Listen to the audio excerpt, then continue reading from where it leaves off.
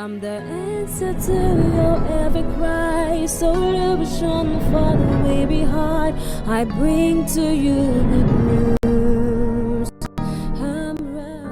Nginibingelele phinze nginemukele esihlokweni sethu salamhla serhapsodi yamaqiniso. Kuyindokodo lenkulu-ke kimi kunethulela sihloko salamhla serhapsodi njengoba kungulwesine etinge-27 kuyo inyanga lesetulo. Njengoba nati-ke ukuthi irhapsodi yamaqiniso ngiyo incwadi yekukholwa yawo onke malanga lesiyibhalelwa ngumfundisi lomkhulu umfundisi Chris Oyakhilome DSC DD. Lamhla sihloko lasipha sona umfundisi uthi tibonelo tekukholwa letibo Joshua na Caleb. Sivula ngembhalo kuba seKorinte besibili sahloko sesine livesi le-13 kufundzeka kanje. Thine sinalowo moya lofanako wekukholwa njengoba kubhaliwe ngakholwa ngaloko-ke ngakhuluma.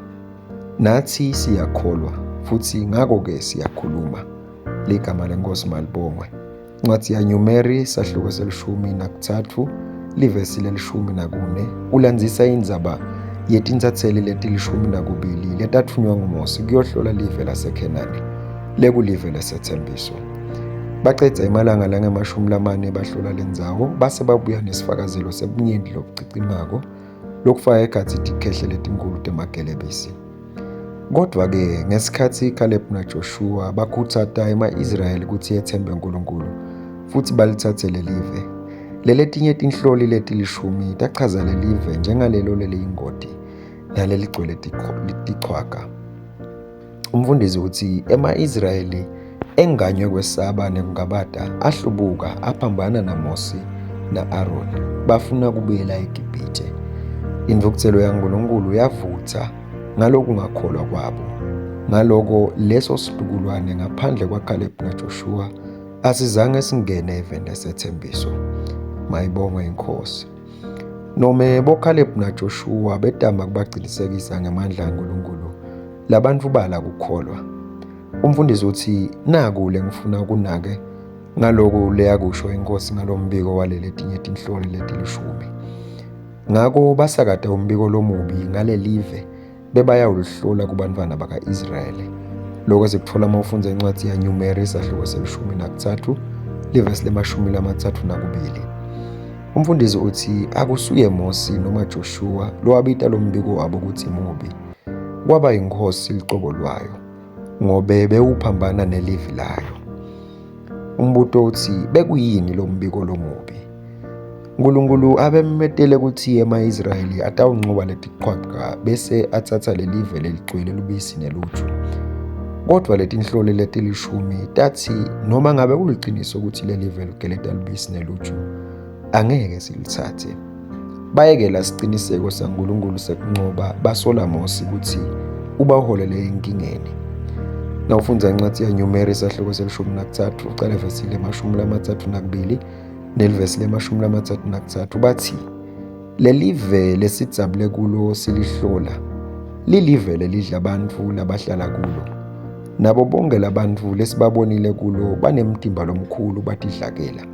Size sabona ngisho netichwaka emadvodzana a-Anaki layindalelwane yetichwaka. Nangekubuka kwethu sitibone sitindzetse sabe sesibanjalo kubona basibuka.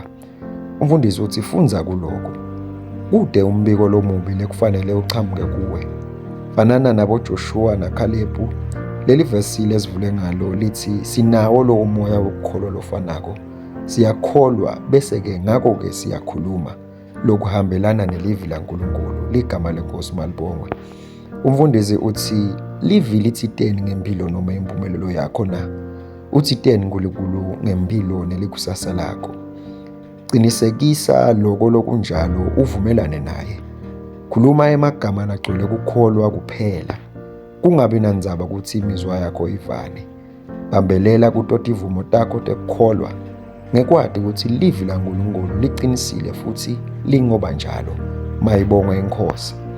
Ngicela sisho umthandazo ndawusho lamagama emva kwami nithi babe lothandzekako. Ngiyabonga ngemoya wokukholwa losebenta kimi. ngiyakholwa livi lakho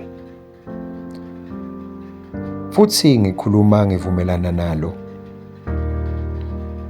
Ngihamba ekuphileni,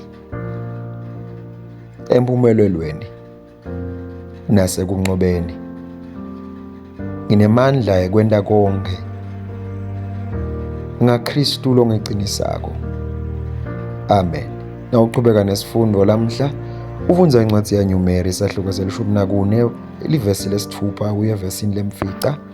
Ufunze kumaHebheru isahluko se-10 ufunze ilivesi le-23 kanye nencwadi yamaHebheru isahluko se-13 ufunze ilivesi lesihlanu nelivesi lesithupha. IBhayibheli nawufunza ngeminyaka munye ufunza incwadi yaLuka uqala evesini lekuqala uyogcina evesini le-35 kanye naDuteronomy isahluko se-33 nesahluko se-34. Ufunze incwadi yaMateyu isahluko se-26 uqala evesini le-14 uyogcina evesini le-25 kanye na-Exodus isahluko se-36 nawufunza lihlelo leminyaka lemibili. Ligama lenkosi malibongwe. Siyethemba nibusisekile. Nalamhla nisafunza nathi iRhapsodi yamaqiniso. Inkosi inibusise nibe nelanga elihle. Amen.